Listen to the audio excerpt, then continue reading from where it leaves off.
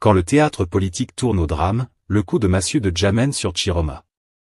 Quand tu creuses un trou pour ton frère, n'oublie pas de mesurer la profondeur, car c'est peut-être toi qu'on y enterrera. Voilà un vieux proverbe camerounais qui prend tout son sens aujourd'hui, mes chers abonnés. Parce que ce qui se joue dans la scène politique du pays, ce n'est plus une simple dispute de bureau, c'est un véritable drame à ciel ouvert, un film où les acteurs ont oublié qu'ils ne sont plus en répétition. Oui, au Cameroun, même la politique a son théâtre, et ce dimanche, sur le plateau de Canal Presse, la scène a pris feu.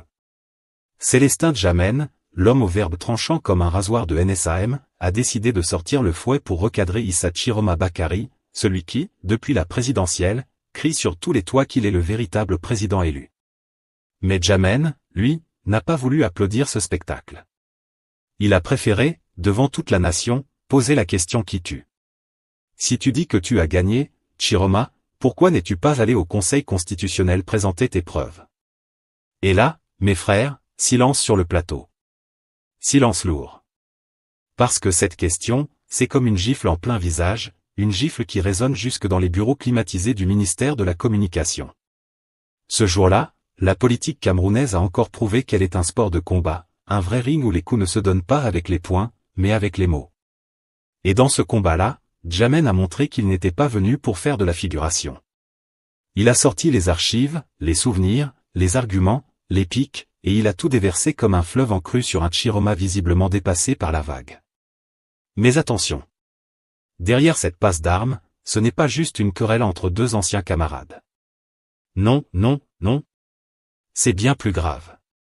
C'est le reflet d'un système politique où la loyauté change au rythme des saisons, où celui qui criait « Vive le président » hier devient opposant farouche aujourd'hui, et où la vérité devient une marchandise politique qu'on vend au plus offrant. Ce qui s'est passé à Canal Presse, mes chers abonnés, c'est la chute du masque. Le masque d'un homme qui a longtemps été le défenseur du régime et qui, maintenant, se découvre une âme de révolutionnaire.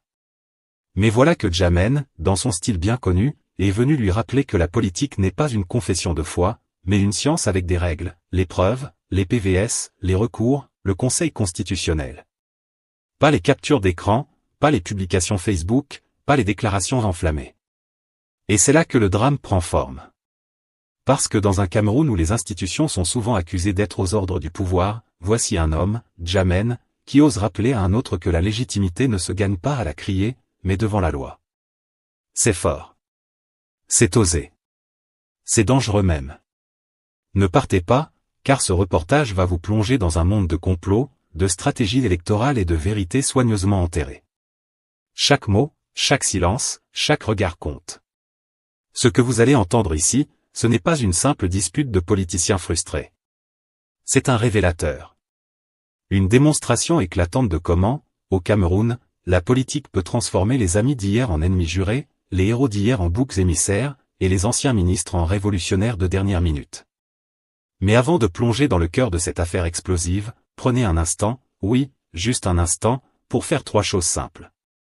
Aimez cette vidéo. Abonnez-vous à la chaîne Camé News. Et surtout, activez la cloche de notification.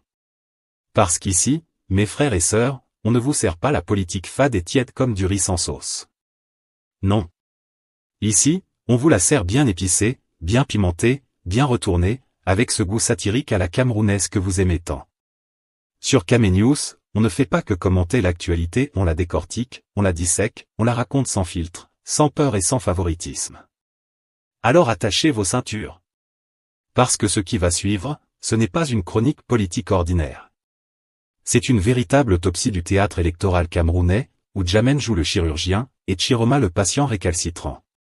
Un duel verbal à couper le souffle, une bataille d'arguments qui va vous faire comprendre que, dans ce pays, la politique, c'est aussi du spectacle. Mais un spectacle où les acteurs, parfois, oublient que le peuple les regarde. Partie 1. Le clash, Djamène fait tomber le masque de Chiroma. À Cameroun, pays de paradoxes éternels. Ici, même la vérité met le pagne pour aller danser au marché avant de se montrer. Et dans ce pays où la politique ressemble plus à un feuilleton nigérian qu'à une science d'État, chaque élection donne toujours naissance à un nouveau prophète de la vérité électorale. Cette fois-ci, c'est Issa Chiroma Bakary qui s'est levé comme un lion blessé pour crier au scandale. Mais à sa grande surprise, Jean-Robert Djamène, son ancien camarade de galère politique, l'a attrapé par la queue du mensonge. Le clash a été violent. Pas un petit accrochage de salon, hein. Non. Un vrai combat idéologique, livré sur la place publique, avec mots acérés, sarcasme bien dosé et ironie froide comme la pluie de Bamanda. Pendant que Chiroma s'agitait devant les caméras, criant à la forfaiture électorale, Djamène est venu calmement, sourire en coin, lui rappeler que la politique n'est pas un théâtre pour les frustrés, mais un terrain de logique et de méthode. Et c'est là que tout a explosé. Parce qu'au Cameroun, quand un politicien attaque un autre, ce n'est jamais une discussion d'idées, non. C'est toujours une bataille d'ego, un match de kung-fu verbal où chaque mot devient un coup de pied dans la face de l'adversaire. Djamène n'y est pas allé par 4 chemins. Il a pris Chiroma, l'ancien ministre du gouvernement Biya, et il l'a retourné comme une crêpe sur le feu. Selon Djamène, l'attitude de Chiroma depuis la proclamation des résultats est une pure comédie. Il dit que l'homme joue la victime pour attirer la sympathie du peuple, alors qu'il a lui-même passé des décennies à défendre le système qu'il critique aujourd'hui. Et quand on regarde bien, il n'a pas tort. Parce que Chiroma, c'est un peu comme ce fumeur repenti qui, après avoir toussé toute sa vie, vient te dire « les cigarettes, c'est dangereux ». Ah bon? On vient seulement de découvrir ça? Le peuple camerounais, lui, regarde la scène comme une telenovela, d'un côté, Chiroma qui crie à la trahison du régime, de l'autre, Djamène qui le renvoie à ses contradictions passées. Et la question que tout le monde se pose, c'est, entre les deux, qui dit vrai? Qui ment avec le plus d'élégance? Djamène, dans sa sortie, a frappé fort. Il n'a pas mâché ses mots.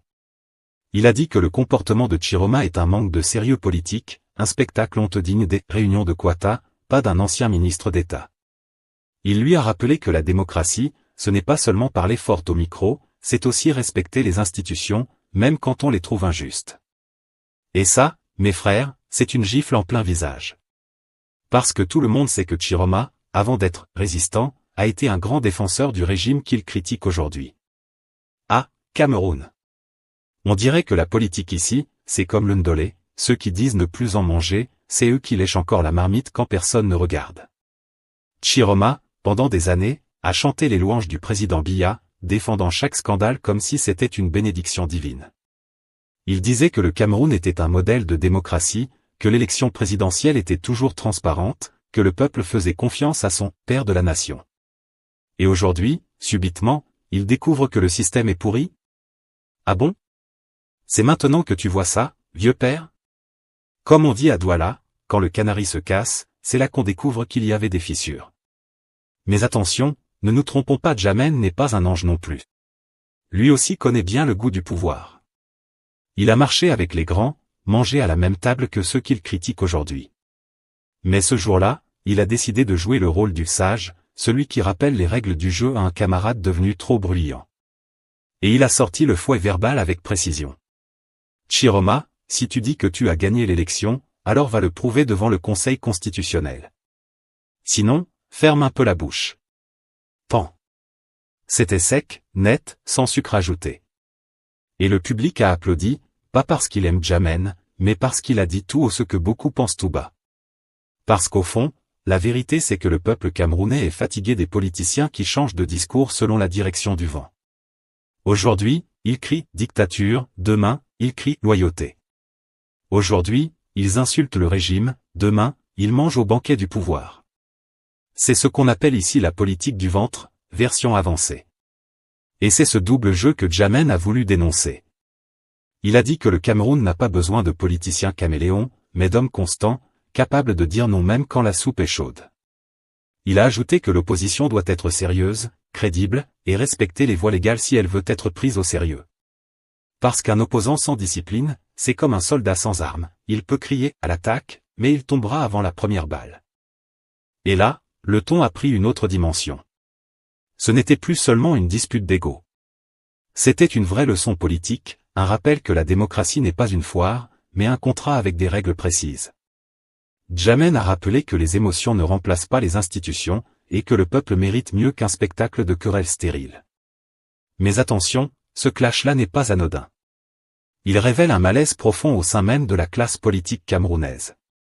Parce que quand un ancien compagnon de route comme Djamène commence à recadrer un ex-ministre comme Chiroma, c'est que quelque chose ne va plus dans le royaume du silence. C'est la preuve que le système politique camerounais est en train de s'effriter de l'intérieur, que les anciens alliés deviennent des rivaux, et que chacun cherche à sauver sa réputation avant le naufrage collectif. Au fond, ce que Djamène a fait, c'est un coup de miroir. Il a tenu le miroir devant Chiroma pour lui dire « Regarde-toi. Tu dénonces aujourd'hui ce que tu as protégé hier. » Et c'est ce miroir-là que beaucoup d'hommes politiques camerounais refusent de regarder, parce que leur propre reflet leur fait peur. En conclusion de cette première partie. Ce clash entre Djamène et Chiroma n'est pas seulement un désaccord politique. C'est un symbole. Le symbole d'une classe politique vieillissante, prisonnière de ses contradictions, qui ne sait plus si elle doit pleurer ou rire de ses propres mensonges. Et dans ce vacarme, le peuple regarde, silencieux, comme toujours, attendant de voir qui parmi eux parle pour le pays, et qui parle pour lui-même. Partie 2. La tactique de Chiroma, théâtre ou stratégie. À Cameroun. Pays où chaque campagne électorale ressemble à un film sans réalisateur. Tout le monde veut être acteur, personne ne veut être figurant, et au final c'est le public, c'est-à-dire le peuple, qui finit par payer les tickets du cinéma, sans jamais connaître la fin du film. Dans cette nouvelle saison de la comédie politique camerounaise, le rôle principal est tenu par Issa Chiroma Bakary, celui-là même qui, il y a encore quelques années, défendait bec et ongle le régime Biya avec un zèle qui faisait trembler les micros. Aujourd'hui, le voilà passé du rôle de porte-parole du pouvoir à celui de président autoproclamé du peuple. Et sa nouvelle tactique ? Faire trembler la République avec les cris du marché. Depuis le soir de la proclamation des résultats, Chiroma s'est transformé en chef de chœur d'une opposition enragée. Il parle fort, très fort, comme s'il voulait réveiller les fantômes de l'histoire. Il parle de braquage électoral, de coup d'État constitutionnel, de peuple trahi. Mais le problème, mes chers abonnés de Kamenews, c'est que la parole sans preuve, c'est comme la sauce sans sel, ça sent bon au début, mais ça ne rassasie personne. Chiroma, lui, a choisi la voie du bruit au lieu de la voie du droit. Plutôt que de déposer ses preuves au Conseil constitutionnel, il a préféré déposer sa colère sur la place publique. Résultat ? Son combat ressemble plus à une croisade émotionnelle qu'à une bataille juridique. Il veut conquérir les cœurs avant de conquérir les tribunaux. Et c'est là toute la question, est-ce une stratégie intelligente ou simplement un théâtre politique bien monté ? Parce qu'il faut le dire, Chiroma connaît la musique du pouvoir. Il a joué dedans pendant plus de 30 ans. Il sait comment les institutions sont verrouillées, comment les décisions sont déjà pliées avant même que les urnes ne soient ouvertes. Donc, dans sa tête, il se dit, à quoi bon aller devant un juge qui a déjà signé le verdict ? Et là, on ne peut pas totalement lui donner tort. Parce qu'au Cameroun, il arrive souvent que le Conseil constitutionnel ait les résultats avant même que les électeurs ne finissent de voter. Mais malgré tout, la vraie politique, c'est aussi l'art de transformer l'injustice en symbole. Et ça, Chiroma l'a oublié. Car en sautant l'étape du Conseil constitutionnel, il a enlevé à son combat la légitimité institutionnelle. Il s'est mis à parler directement au peuple, mais sans le support du droit, sa parole devient un cri dans le vent. C'est comme un pasteur sans Bible, il peut prêcher fort, mais à un moment donné, on lui demande quand même de montrer le verset. Son appel à la désobéissance civile et aux « villes mortes » a certes réveillé quelques quartiers, mais pas la nation. Pourquoi ? Parce que les Camerounais sont fatigués des protestations sans lendemain. Ils ont déjà trop vu, les marches interdites, les arrestations, les slogans recyclés. Et dans tout ça, rien ne change. Alors, quand Chiroma crie « Le peuple m'a élu », certains applaudissent, mais d'autres demandent simplement « Et les preuves, chef ?» Mais il faut reconnaître une chose, politiquement, Chiroma est un vieux renard. Il sait qu'au Cameroun, la politique est un spectacle avant d'être une science. Il joue sur la psychologie populaire, sur le théâtre de la colère.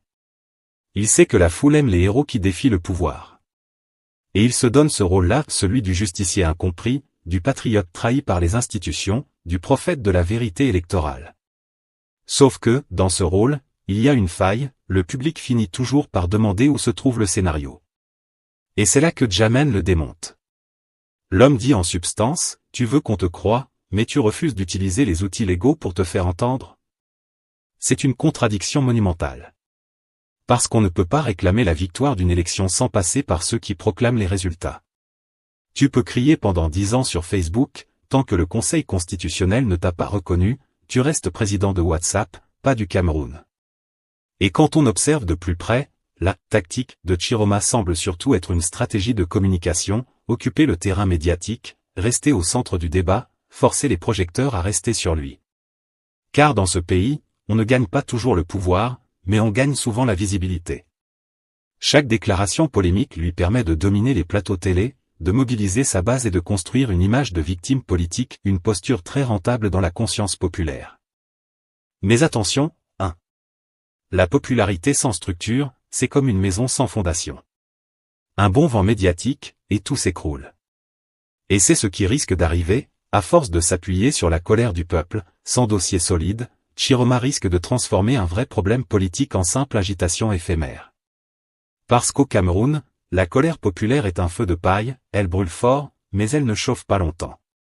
Les Camerounais veulent des actes, pas des cris. Ils veulent des preuves, pas des promesses. Ils veulent des recours concrets, pas des vidéos virales. Et Djamène, en bon observateur politique, a simplement rappelé cette vérité crue, la politique n'est pas une scène de théâtre, c'est une arène de procédure. Et celui qui refuse la procédure se condamne lui-même à jouer un rôle secondaire dans le film de sa propre révolution. Mais il faut aussi comprendre le symbole derrière cette attitude de Chiroma. En refusant d'aller devant le Conseil constitutionnel, il voulait envoyer un message fort, je ne reconnais plus vos institutions, car elles sont pourries.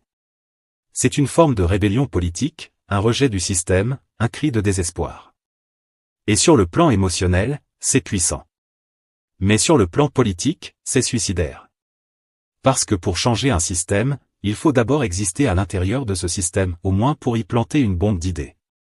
Et puis, disons la vérité, quand un politicien camerounais crie « désobéissance civile », il faut toujours vérifier s'il a payé sa facture d'électricité avant. Parce que souvent, ces appels à la révolution se font depuis un salon climatisé, pendant que les militants, eux, affrontent les matraques.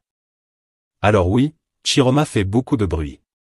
Il excite la foule, il agite les émotions, il bouscule les lignes. Mais sans action juridique derrière, sa stratégie ressemble à un concert sans micro, tout le monde danse au début, mais à la fin, personne ne se souvient de la chanson. Et c'est tout le paradoxe du personnage, un homme intelligent, expérimenté, qui connaît les rouages de la République, mais qui, par orgueil ou impatience, préfère frapper à la porte du peuple plutôt qu'à celle du juge. Sauf qu'au Cameroun, le peuple applaudit, mais le juge signe. Et c'est le papier du juge qui décide qui gouverne, pas les cris du marché. En clair, Chiroma a choisi le théâtre politique au lieu de la procédure institutionnelle. C'est un choix audacieux, certes, mais dangereux. Car à force de jouer avec les émotions, il risque d'enflammer la scène sans jamais faire bouger le rideau du pouvoir. Et vous, chers abonnés de Kamenews, dites-moi. Pensez-vous que Chiroma a eu raison de boycotter le Conseil constitutionnel? Ou aurait-il dû, comme Kanto en 2018, aller s'expliquer devant la loi, quitte à perdre, pour au moins marquer l'histoire? Vos réponses là, on veut lire ça dans les commentaires. Parce que ce débat, mes frères, ce n'est pas seulement celui de Chiroma, c'est celui de tout un pays qui cherche encore à savoir, comment contester sans se contredire? Partie 3 L'ombre de 2018, la comparaison qui tue. Ah, Cameroun mon pays. Ici, l'histoire politique ne se répète pas, non, elle bégaye avec un accent du centre. Célestin Djamène, avec son franc-parler bien huilé, a sorti la machette verbale et a taillé dans le vif, même Kanto avait fait mieux en 2018. Aïe! Ça, c'est ce qu'on appelle un coup de poing politique sans anesthésie. Parce qu'au Cameroun, dire qu'un autre opposant a fait mieux que toi, c'est déjà te renvoyer à la maternelle de la contestation. Souvenez-vous de 2018, mes chers abonnés, le pays entier était suspendu au verdict d'un conseil constitutionnel qu'on découvrait presque pour la première fois en plein service. C'était la grande époque du fameux hold-up électoral, du « we won » et des objections rejetées à l'appel. Maurice Kanto, qu'on aime ou qu'on déteste, avait au moins eu le courage d'aller affronter le monstre dans sa propre tanière. Il avait porté sa contestation devant la justice, sous les caméras, dans un procès-spectacle où les arguments valsaient comme des danseurs de Bikutsi.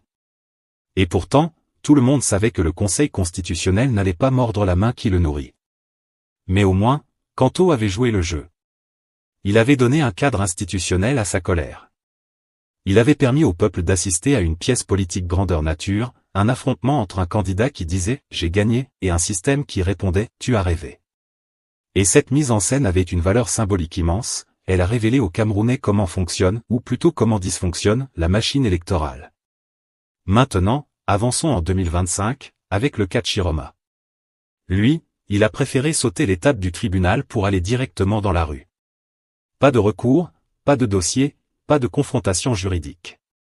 Juste des déclarations incendiaires, des lettres ouvertes, des conférences de presse et des appels à la désobéissance civique.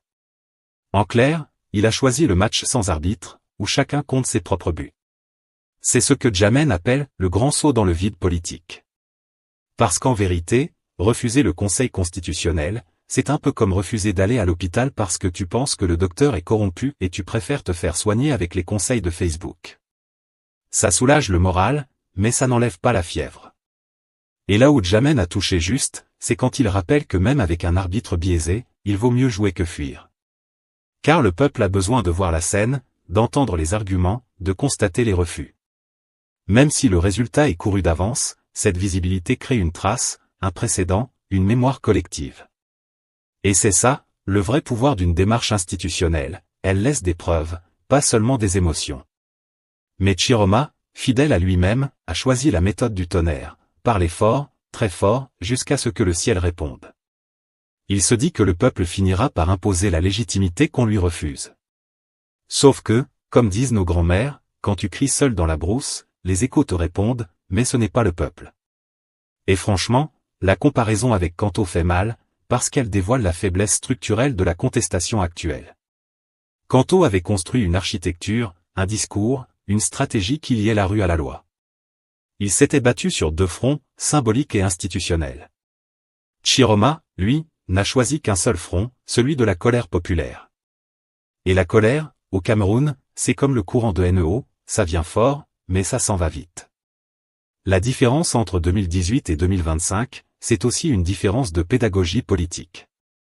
En 2018, les Camerounais ont appris comment le pouvoir verrouille le système par la procédure. En 2025, ils apprennent comment un opposant peut saboter lui-même sa crédibilité par impatience ou par orgueil. L'un avait utilisé le Conseil constitutionnel pour exposer les failles du régime, l'autre l'a boudé, et du coup, c'est lui-même qu'on soupçonne de manquer de rigueur. Mais soyons honnêtes, on comprend aussi la méfiance de Chiroma. Beaucoup de Camerounais n'ont plus confiance en ces institutions, qu'ils voient comme des bureaux d'homologation du vainqueur désigné. Ils se disent, à quoi bon aller devant un juge qui connaît déjà le verdict? Ce scepticisme est légitime. Mais la politique, c'est un jeu de patience. Même si tu sais que la partie est truquée, tu dois y participer pour montrer à tous que le tricheur existe. Sinon, c'est toi qu'on accusera d'avoir refusé le jeu. Et Djamène, dans sa logique froide, met le doigt là où ça fait mal. Si tu avais les PVS, pourquoi tu ne les as pas déposés? C'est la question qui tue, mes frères. Parce qu'un homme politique peut mentir sur tout, sauf sur les papiers officiels. Les PVS, c'est le passeport de la vérité électorale. Et quand tu dis que tu en as sans les montrer, c'est comme si tu disais que tu as gagné à la loterie, mais que ton ticket a été mangé par ton chien. Tout le monde te regarde, tout le monde compatit, mais personne ne te croit. Et dans un pays comme le Cameroun, où la confiance entre peuple et opposition est déjà aussi fragile qu'un œuf sur un mur, cette erreur de Chiroma risque d'être lourde. Parce que les Camerounais adorent la contestation, mais ils détestent la confusion. Ils veulent qu'on les guide, pas qu'on les balade. Et s'il n'apporte pas la preuve matérielle de sa victoire, sa lutte risque d'être classée dans la catégorie des « cris du soir », fort au début, oubliés le lendemain. Finalement, ce parallèle avec 2018 n'est pas seulement une critique. C'est une leçon d'histoire récente. Djamène dit en somme, apprenez de vos propres défaites. Ce n'est pas en refusant les institutions qu'on les rend meilleures. C'est en les forçant à s'afficher dans leurs faiblesses, devant le peuple et le monde. Et ça, Kanto l'avait compris. Chiroma, lui, semble vouloir sauter directement à l'étape du triomphe sans passer par celle de la confrontation. Mais la politique n'est pas un conte de fées, le peuple ne suit pas éternellement les promesses, il suit les preuves. Et tant que la preuve manque, la parole du leader, aussi vibrante soit-elle, se perd dans le vent du scepticisme national. Alors oui, Célestin Djamène a raison, la comparaison avec 2018 est cinglante, mais elle est utile. Parce qu'elle montre que dans notre Cameroun bien-aimé, les opposants changent de visage, mais les erreurs se ressemblent. L'un avait crié « hold up », l'autre crie « coup d'état constitutionnel ». Mais tous deux finissent par poser la même question au peuple, et maintenant, on fait quoi? Et vous là, mes chers abonnés de Kame News, dites-moi en commentaire. Entre Kanto qui a crié devant le Conseil constitutionnel et Chiroma qui crie devant la foule, lequel a vraiment compris le jeu politique camerounais? Parce qu'à la fin du film, celui qui tient les papiers gagne plus que celui qui tient le mégaphone. Partie 4. Les conséquences probables, quand la politique devient théâtre et la rue devient tribune. À Cameroun. Pays où même les élections se racontent comme un feuilleton nigérian, avec suspens, drame et surtout, beaucoup d'acteurs sans scénario. Regardez un peu la situation d'Issa Chiroma aujourd'hui, l'homme se proclame président élu, il parle au peuple, il mobilise, il menace de ville morte, mais en même temps, il ne veut pas aller au Conseil constitutionnel. C'est comme un boxeur qui refuse de monter sur le ring, mais qui veut qu'on le déclare champion du monde parce qu'il a crié plus fort que son adversaire. Et là, Célestin Djamène l'a dit sans sucre, si tu as les PVS, va les montrer au juge. Si tu n'as rien, arrête de faire du bruit. En politique, le vacarme ne remplace jamais la preuve. Parce que voyez-vous, le Cameroun, ce n'est pas un marché de Nboussou où chacun peut crier qu'il vend la vérité. Ici, c'est le Conseil constitutionnel qui signe le reçu sans sa signature, même ton « victoire du peuple » reste dans le brouillard. Mais attention il faut aussi comprendre la logique de Chiroma. L'homme n'est pas fou. Il a juste choisi la stratégie du bruit avant la loi. Parce qu'il sait qu'au Cameroun, la justice politique a souvent des oreilles sélectives, elle entend mieux quand le pouvoir parle que quand le peuple crie. Alors, il se dit, si je ne peux pas gagner par les papiers, je vais gagner par les poitrines. C'est une politique du mégaphone, pas du dossier. Mais voilà le piège, à force de parler sans preuve, on finit par prouver qu'on ne parle que pour parler. La stratégie de Chiroma, aussi courageuse qu'elle paraisse, risque de s'autodétruire comme une allumette trempée dans l'huile chaude. Parce qu'à un moment donné, même les militants les plus convaincus commencent à demander « Chef, et les PVS là? On va continuer à crier jusqu'à quand ?» Et quand la fatigue s'installe, le régime respire. Car au Cameroun, le pouvoir adore quand la contestation s'essouffle d'elle-même. Il n'a même pas besoin d'envoyer les tanks, il suffit d'attendre que la colère se transforme en bavardage. On a déjà vu ça, les villes mortes finissent par mourir elles-mêmes. Les présidents élus autoproclamés finissent par redevenir leaders d'opinion sur Facebook. Pendant ce temps, le peuple, lui, continue de souffrir en HD.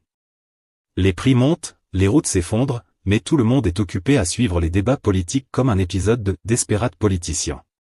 Certains Camerounais regardent même la scène comme une comédie, Chiroma dit qu'il a gagné, mais il ne veut pas aller au conseil. Ah, il joue quel film là? Sur le plan stratégique, ce refus d'utiliser les voies légales fait perdre à Chiroma un avantage majeur, celui de forcer l'État à se justifier publiquement. Même si le Conseil constitutionnel est critiqué pour sa partialité, l'audience reste un espace de visibilité, un cadre officiel pour présenter ses preuves, même symboliquement. Mais là, Chiroma a préféré les plateaux télé et les marches populaires. Mauvais calcul, diront certains. Car une plainte non déposée reste une victoire non reconnue. Et maintenant, il y a un autre danger, plus sournois, celui de la division interne. Oui, mes amis, la contestation sans structure finit toujours par s'entretuer. Entre ceux qui veulent la rue, ceux qui veulent le dialogue, et ceux qui veulent juste un poste ministériel, la cohésion devient un mirage. L'opposition camerounaise ressemble alors à un plat de ndolé, appétissant au début, mais dès qu'on creuse un peu, on trouve trop d'arêtes. Le risque est clair, à force de jouer les révolutionnaires sans plan B, certains leaders perdent le peu de crédibilité qu'ils avaient encore. Et quand la prochaine élection viendra, le peuple dira « Ah, encore eux ». Les mêmes qui criaient qu'ils avaient gagné? Voilà comment on transforme un cri politique en écho fatigué. Mais attention, dans ce pays, tout peut basculer du jour au lendemain. Le peuple camerounais a la mémoire courte, mais il a aussi la colère longue. Si la frustration continue de s'accumuler, si la jeunesse continue de se sentir exclue, si les promesses politiques continuent d'être recyclées comme de vieilles chansons de Makossa, un jour, ce n'est plus Chiroma qui appellera à la rue, ce sera la rue elle-même qui appellera Chiroma. Et là, plus personne ne contrôlera le feu. Alors oui, la stratégie actuelle de Chiroma amuse certains, exaspère d'autres, mais elle soulève une question de fond, le Cameroun veut-il une révolution juridique ou une révolution émotionnelle? Parce qu'à la fin, si tu refuses le juge mais que tu veux la justice, tu es condamné à juger toi-même ton propre rêve. Et ça, mes frères, c'est le début de la tragédie. En résumé, Chiroma a misé sur la colère du peuple. Jammeh, lui, mise sur le respect des institutions. Et entre les deux, c'est la crédibilité de l'opposition qui se promène sans abri. Si Chiroma continue de battre le tam-tam sans présenter la partition, son orchestre risque de jouer dans le vide. Et au Cameroun, quand la politique tourne en comédie, c'est toujours le peuple qui paie les tickets d'entrée, et qui ne rit jamais. Conclusion, qui a raison? Le peuple ou le procès-verbal? Mes amis, la politique camerounaise est un grand marché, on y vient pour vendre des certitudes et acheter des soutiens. Jammeh dit que la marchandise de Chiroma manque d'étiquette, pas de PV, pas de recours formel et du coup difficile à vendre ailleurs que dans les quartiers en colère. Chiroma, lui, joue la carte du peuple et de l'émotion. Qui gagne? Cela dépendra de la capacité de son camp à transformer le tumulte en dossier accepté par la justice, ou, si la justice reste fermée, à maintenir une mobilisation suffisamment durable et disciplinée pour forcer des concessions. Avant de nous quitter, dites-moi, préférez-vous la rue qui gronde ou le juge qui tranche? Commentez, partagez votre avis, on lit tout. Si cette analyse vous a été utile, mettez un pouce bleu, abonnez-vous à Kamenews et activez la cloche, on déterre la vérité, on la passe au tamis, et, comme toujours, on la sert à la camerounaise, avec satire et salonneté.